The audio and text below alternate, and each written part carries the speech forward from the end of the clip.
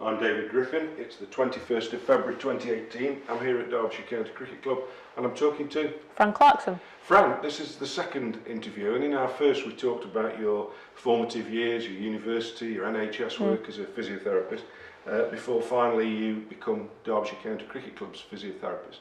But I'd like you just to ask you a little bit, because I know coming to Derbyshire there was a bit of a family connection, wasn't there, to Derbyshire? What can you tell me about that?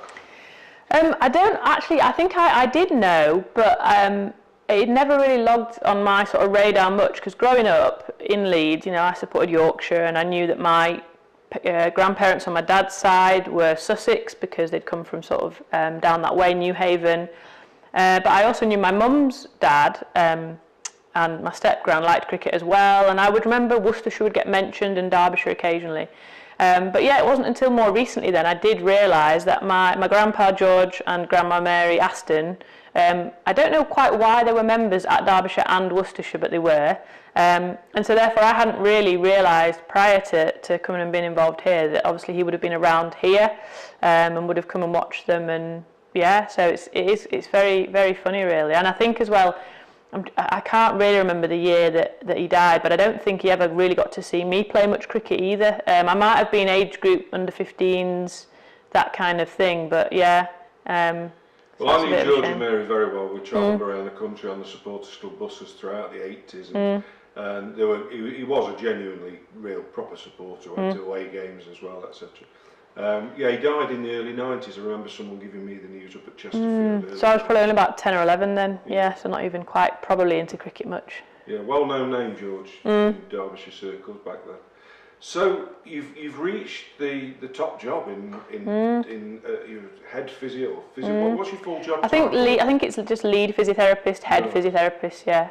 So what was it like then, first day? Yeah, I'm trying to think back to that. It was funny actually. I went and met certainly the first team players at the end of the 2016 season, because I was still finishing off with Worcestershire then. Did you know any of our players?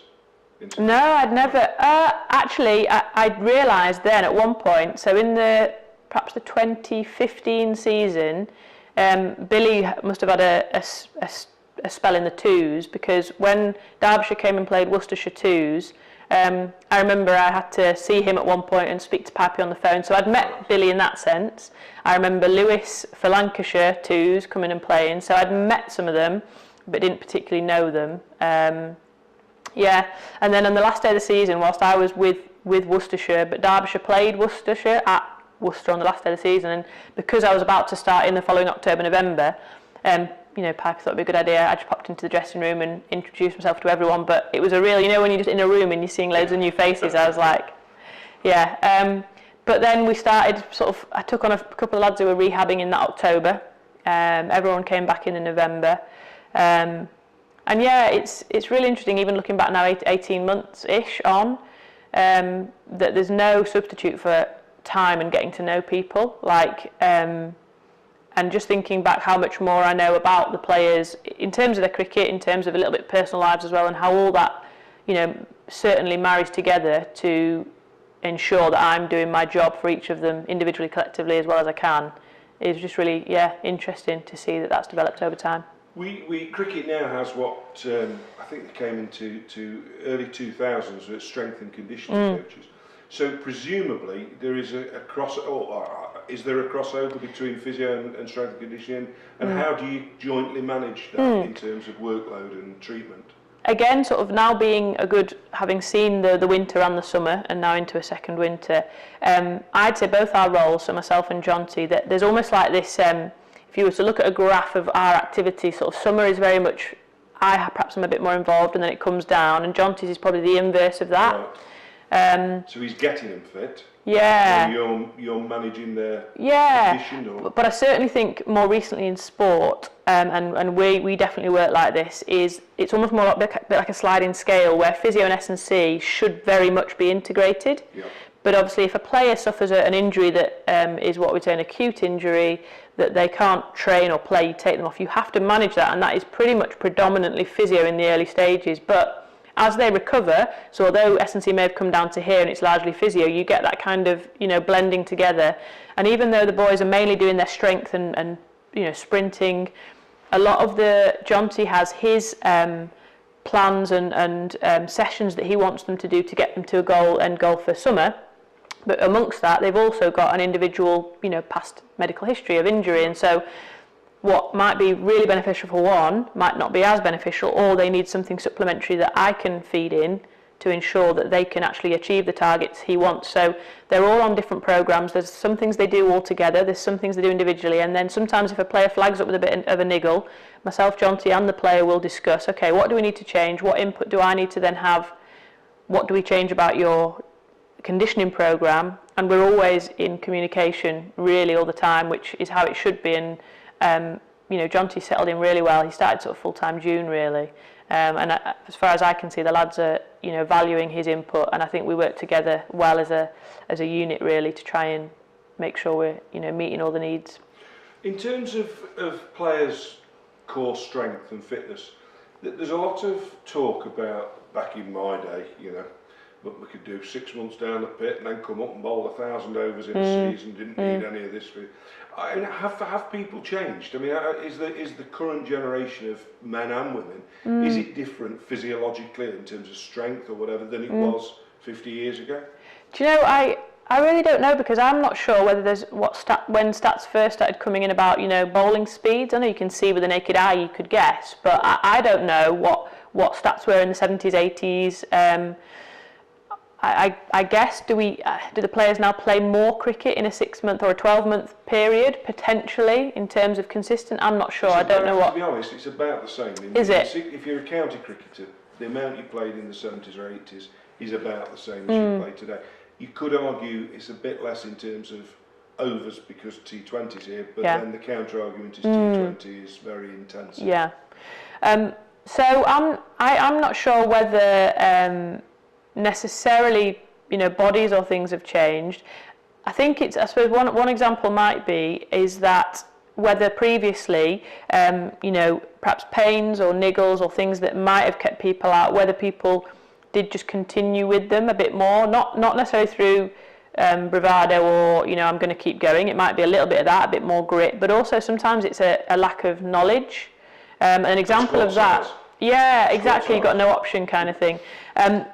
So, for example, with something that's very hot topic at the moment, with concussion, when we go to some of the meetings with the ECB, updating medical things, and we look at a graph that shows in the last 8-9 years reportings of concussions, it's suddenly, I think it's 2015, it suddenly goes up, number of concussions recorded in county cricket, and that's not because they're happening more.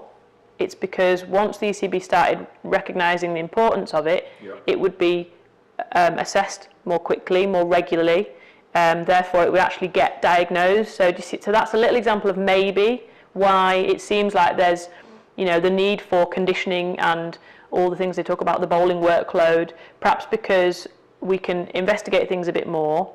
We then more have a bit of a reason to say, right, well, we need to do this and we need to try and do these things to try and limit that happening. Whereas if it's a bit under the radar, you kind of do just keep going and keep bowling.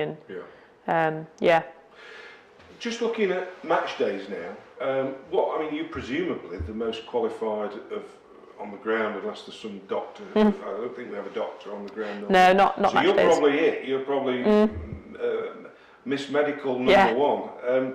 So what's your day, an average day, covering whether it's a one-day game or a 4-day game, really? So I'll always make sure that I'm in good time, that if there are any players that will need any kind of treatment or taping or strapping or something before a game, being in plenty of time, because they will often come in and do their own bits as and when they want to, pre sort of, let's say 10:45, 11 o'clock. So that's largely what I do to start with, is just see any of the players that need seeing. And then pretty much once the game gets going, we're all quite different, the physios on the circuit, but I pretty much always like to have a view of the game. One of the important things with an injury that can really help in your diagnosis of what the problem is if you've seen what we call the mechanism of injury. So if you've seen how a player has gone down, where the ball hit him, where it went after that, it gives you those extra clues to maybe manage them better. Now, I certainly won't say that for the whole, 11 till 6:30 on a 4-day game I'm glued to every ball, but actually it's handy that I enjoy it, so it's certainly not a chore to watch. I really enjoy watching it, but sometimes I might have other bits and pieces to do where I'm not there. But I'm pretty much on standby at any point, really, to be called on to treat. If we're batting, obviously the lads are off the pitch, so again there might be maintenance things that you can do with some of them whilst they're off. And then that's it really, and then it's kind of, if anyone at the end of play again needs anything, we'll do that, then we'll plan for the next day. Without naming names, because I wouldn't expect you to at all, but do they behave themselves? Do they do as they're told, or do you have some that won't listen to the physio?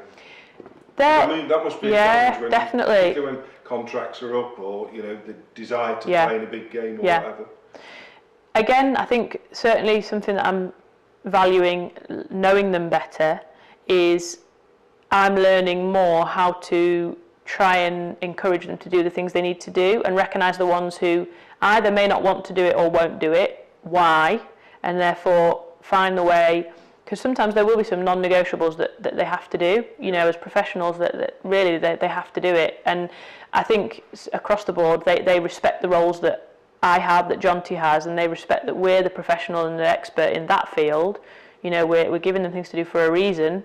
Like, often they joke, the thing that often comes out is the box ticking, and they say, oh, you're just doing this because, you need to, the ECB say so, and just pulling our legs, really. But, I think it's more they are all good, but I perhaps have to sometimes address or deliver what I want them to do in slightly different ways with different players. And also, sometimes you do have to accept that someone may choose that they don't want to do it. And as long as if it comes down to sort of a treatment thing, in our profession, you always have to document everything that you do and all that kind of thing. So, you just put that down. You say, recommended this, individual not wanting to.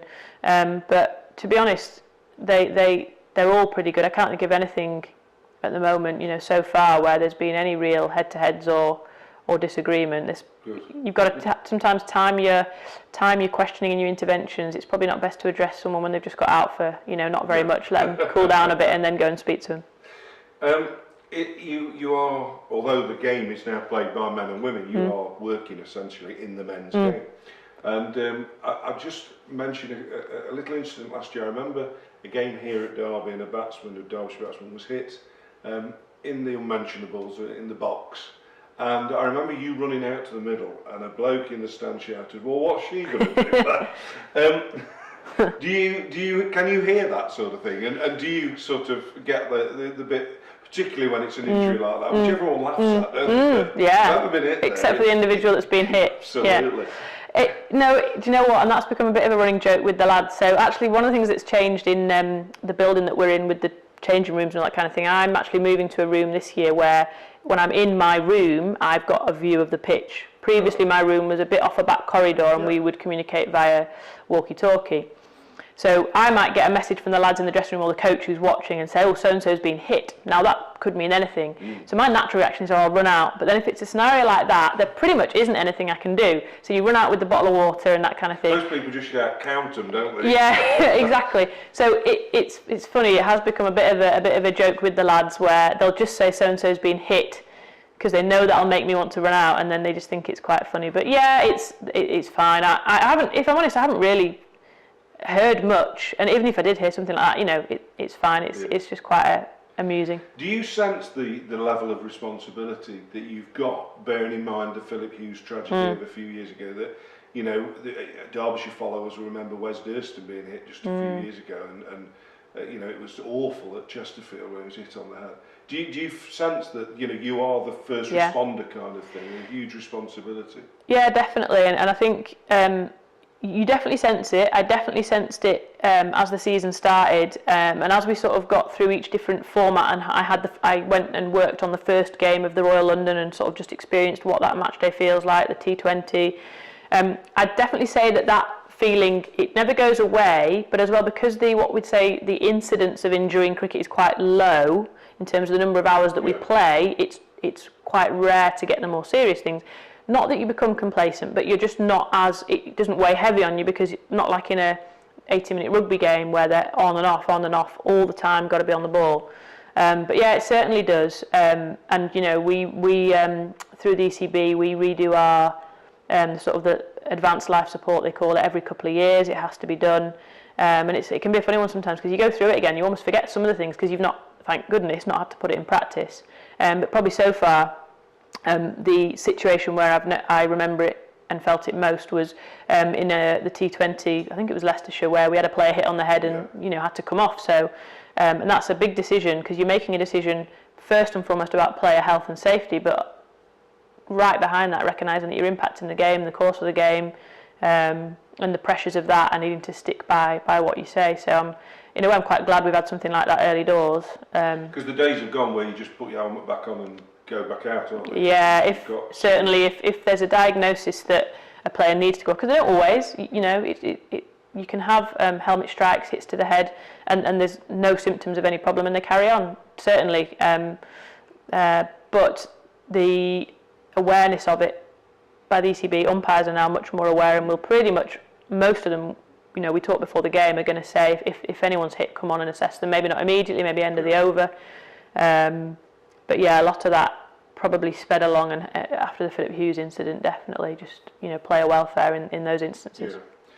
And finally, what does the future hold for Fran Clarkson, physiotherapist, lead physiotherapist at Derbyshire? Where do you go? Not that we won't get rid of you, but where do you go for the next 10 or 20 years? I certainly feel so. For me, because this role is it's the role in sport with the most responsibility, being lead, being full-time, and I feel for my development, for my experience, that I can see my role here and being involved here for a real number of years, because you need to, like I say, even just in 18 months, seeing the progression, the learning, and I think it's probably reflecting in coming to sport at a later age, really, because some go into it straight away. They can't wait to get out of the NHS and go into sport. But I feel that there's a lot of development and learning that I will have coming to me just by being in this role, and I'm really looking forward to that. At the moment, really, I've got no concrete thoughts, particularly on where I'll go, because there was almost a part where this will show me, do I want to work in elite sport full time? Yeah. What is it actually like? And I do know that probably out of all the sports, if I was going to work in one and someone said to me, you can only work in one now for the rest of your life, it would be cricket. And I think that's largely because it's been the sport I've always grown up playing. I love it, I love watching it. I am pretty sporty in terms of I enjoy watching most sports.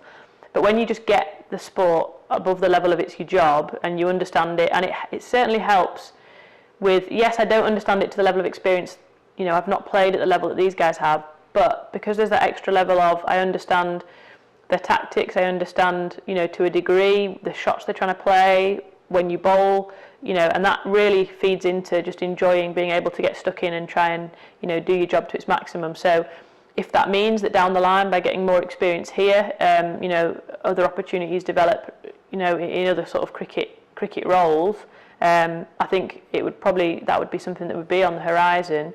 But I feel for just knowing where I'm at and what I want to do, that just getting lots of development and learning under my belt at this kind of level is certainly the step or the situation for the foreseeable. Well, your enthusiasm was clearly shone through. I wish you the very best for your future as a physiotherapist. Fran Clarkson, thank you very much. Thank you.